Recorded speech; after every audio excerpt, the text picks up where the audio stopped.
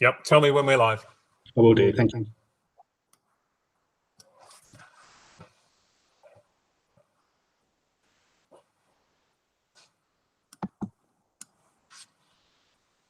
Okay, Chairman. Thank you. Good evening and welcome to a virtual meeting of the Cabinet at the London Borough of Hillingdon.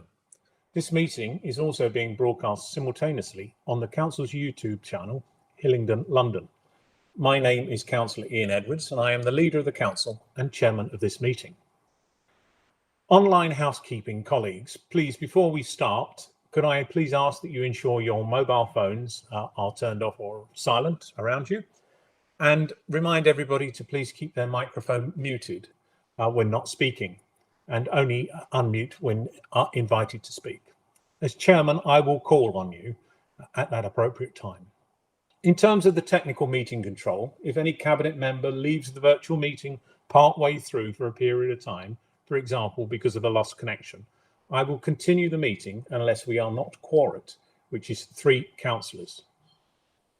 Before we move on to the agenda, I would like to do a roll call, please, of those Cabinet members present to confirm attendance to those watching online. Would you please indicate your presence when I say your name? Councillor Bianco. Present. Thank you. Councillor Mills. Present. Councillor Goddard. Present. Councillor Palmer. Good evening, I'm present. Councillor O'Brien. Good evening, present. Councillor Riley. Good evening, I'm present. Thank you. And Councillor Flynn. Good evening, I'm present. Thank you very much, colleagues. We also have members of the Executive Scrutiny Committee in the virtual meeting who will remain silent to listen to the Cabinet's proceedings. Their attendance as observers will be recorded by the Democratic Services in the minutes. We now move on to the agenda, please. Apologies for absence, number 1. Chairman, all Cabinet members present. Thank you. Item 2, declarations of interest in matters coming before this meeting. I shall take it that there are no additional interests if nothing is now declared. Please record no additional interests. Item 3, to receive and agree the minutes of the last meeting dated Thursday the 21st of January. Again, I shall take the minutes as agreed unless there are any comments. Are there any comments, please? Please show those as agreed. Item 4 is to confirm that there are 5 public reports in the agenda today and 3 reports that will be in private. There will be a link, a break as we cut the link on the YouTube channel between the public and private items. So we're now moving into the main substance of the meeting, which is agenda item 5, the monthly council budget monitoring report, month 9. Councillor Goddard. Thank you, Leader. The month 9 report shows a small improvement in our underspending budget in comparison with our month 8 position of £121,000. Our projected year-end underspend against budget will be a total of 3.4 million, and this will improve our year-end general balances position to 31.3 million. Total foregone income and costs incurred in the pandemic now amount to 34 million since its beginning. Of this, 32 million falls within the current 2021 financial year. This is all covered by central government grants, and the confirmed amount of which is currently £37 million. As lockdown continues, so it is our expectation that government funding will continue. However, it should be noted that we are also carrying 9.1 million of reserve, specifically earmarked for the consequences of the pandemic. Of the budgeted savings amounting to 6.4 million for the current financial year, 3.6 million have been delivered, and the remaining 2.8 million has been delayed due to the pandemic. Government funding has made this good, and it is expected that these savings will be realised in subsequent years. I therefore move recommendations 1 to 7 set out in pages 9 to 10 of the order paper. Thank you. Thank you, Councillor Goddard. Does any other Cabinet colleague wish to comment? No, thank you. I would just like to say this continues to be the good news message. Councillor Goddard has pointed out the salient facts when it comes to the management of money.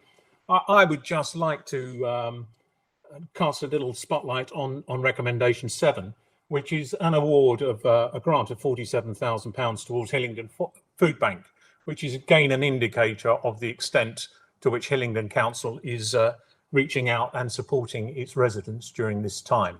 It is easy for these small issues to be lost in the big picture that has been pointed out by Councillor Goddard, and that would be a shame. So colleagues, are recommendations 1 to 7 agreed? In the absence of silent comment, I will take it as agreed. Thank you, they are agreed. We move on to agenda item 6, the Council's budget medium-term financial forecast. Councillor Goddard. Thank you, Leader. The 21-22 budget shows a very small number of changes from the consultation budget, which was discussed and approved by Cabinet at its December 2020 meeting.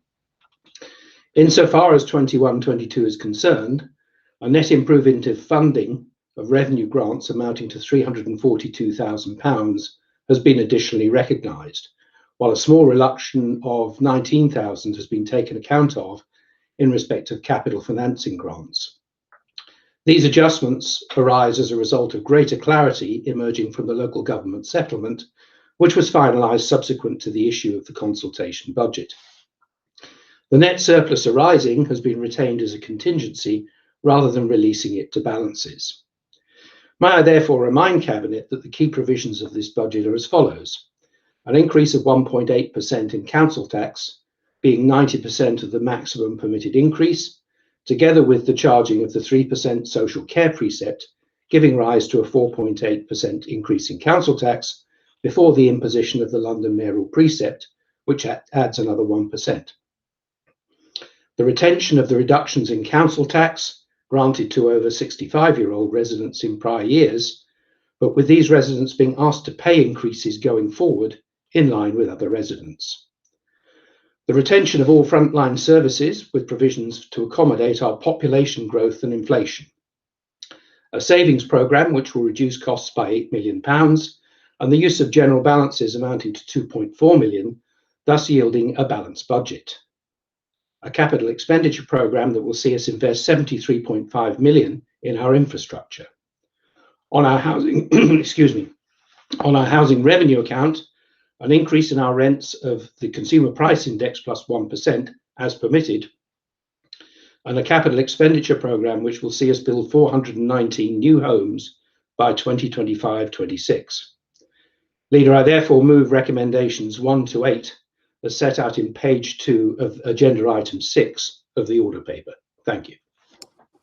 Thank you, Councillor Goddard. Does any Cabinet member wish to speak on this? I see no indication. Thank you. Councillor Goddard, this is again a good piece of work and good news for the borough. It allows our programme to roll forward based on the sound financial management that our predecessor has established for us, that puts us in a very firm place to be moving forwards, notwithstanding the challenges of the COVID pandemic. So I'm very grateful for this report. Colleagues, I will take it, unless there are any comments to the contrary now, that items 1 to 8 are agreed.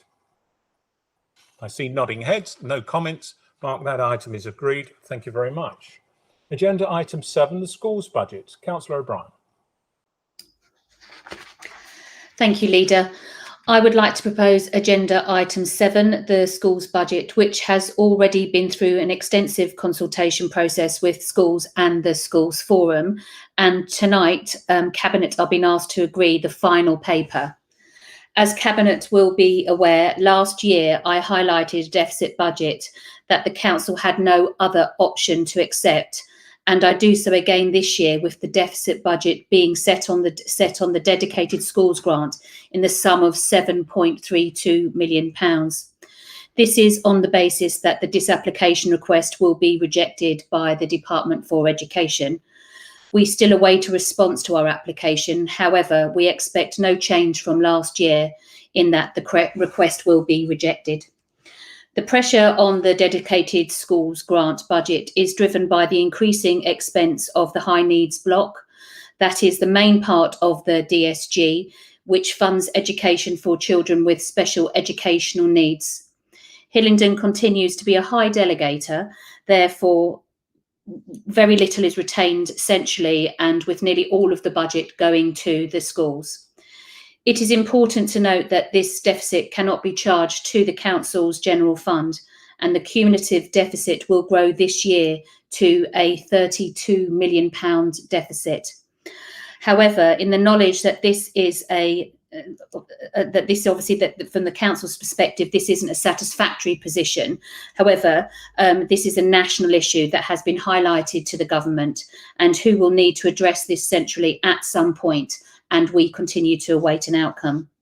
The recommendations are set out on page 66 for Cabinet, and I'll read out a few of them because, as it is, I want to make it clear that it's the decision that is made by the schools and the schools forum. So what, on the basis that the DfE rejects the council's disapplication request, agrees that the total schools budget for 2021-22 be set with an overall deficit of £7.32 million. Number 2, to approve the primary and secondary schools funding formula as agreed by the schools and the schools forum. Number 3, to approve, the next one is to approve the early years single funding formula. And the next, to approve the base rate of funding for 2-year-olds and the 2-year-old free entitlement offer. Next, to approve the early years centrally retained budget as agreed by the schools forum. And next, to approve the central schools services budget as agreed by the schools forum. And finally, to approve the high needs budget, which has also been agreed by the schools forum. I therefore move. Thank you very much, Councillor O'Brien. Does any colleague wish to speak on this matter? No, thank you. Colleagues, unless anybody indicates the contrary, I will take it the recommendations 1 to 7 are agreed. Nodding of head, no indication, that's agreed, Mark. Thank you very much. Turn now to agenda item 8, the government planning consultation. Councillor Lavery. Thank you, Leader. You have in item 8 our response to the latest government planning consultation. This was required to be submitted to government by the 28th of January, and therefore the response was agreed in advance of the cabinet meeting by myself and the Leader. This consultation was seeking views on the further extending of permitted development rights for commercial premises such as shops. We do recognise that retail is changing and will change further following the pandemic, but we do feel that the government proposals go too far, and that there is a need to protect core shopping areas and conservation areas. In addition, the proposal is there would be no limit to the size of premises that could be converted under these permitted development rights, which could have an impact on larger centres such as Uxbridge. We also have requested government to reconsider their decision regarding public buildings, because there is a proposal that public buildings could be enlarged by 25%, again without limits of size. And if you think of the two of the largest that come to mind would be Hillingdon Hospital and Brunel University, both of which could be enlarged substantially without the need for any planning consultation. So Cabinet is asked to note the response that we sent, which is fully detailed in the Cabinet paper. Thank you very much. Thank you very much, Councillor Lavery. Colleagues, is that noted? I take your silence as agreement. Thank you. That is marked as noted. Thank you, Mark. Agenda item 9, the Hillingdon's elective home education policy. Councillor O'Brien. Thank you, Leader. I'd like to propose agenda item 9, Hillingdon's elective home education policy. Elective home education is a term used to describe a choice by parents to provide education for their children at home, or in some other ways which they choose, instead of sending them to school full-time. Currently, 329 children who subscribe to homeschooling, who are there subscribing to homeschooling, and this is a 27% increase on last year. Obviously, you are aware that a big factor with this, not the complete factor, would be the COVID-19. Further to the Cabinet's agreement to consult on changes to the elective home education policy in November 2020, the Council has completed a consultation about the proposed changes. Following the 6-week consultation period between the 16th of November and the 27th of December 2020, the consultation targeted parents and carers who the Council are aware of as providing elective home education for their children, seeking their views and on the changes to the policy. The consultation was widely advertised to Hillingdon and is known as the elective home education community, with nearly 400 parents and carers written to. This had a potential to receive significant responses, given the higher number of families that have been contacted. However, there was no response, and it is assumed then that the consensus is to implement the proposals. The recommendations are set out on page 120, and that is that Cabinet notes that the consultation was undertaken by the Council and that there were no responses received from the consultees. Item number 2 notes that comments made by the Residents' Education and Environmental Services Policy Overview Committee in respect of the draft policy. And thirdly, to agree to implement the revised elective home education policy, which incorporates the comments of the Residents' Education and Environmental Services Policy Overview Committee. I therefore move. Thank you. Thank you very much, Councillor O'Brien. Any colleagues wish to speak on this matter? Nobody is indicating. Unless anybody indicates to the contrary, I take these 3 recommendations as agreed. Nodding of heads, nothing being said, Mark. That is to be noted as agreed. Thank you. Colleagues, we're now going to cut the live stream, please, and say good night to members of the public who may have been joining us. And we are now moving into part 2 for the private items. If you could advise me, please, when the stream is cut. Thank you. Thank you, Chairman. Councillors, if you please stand by.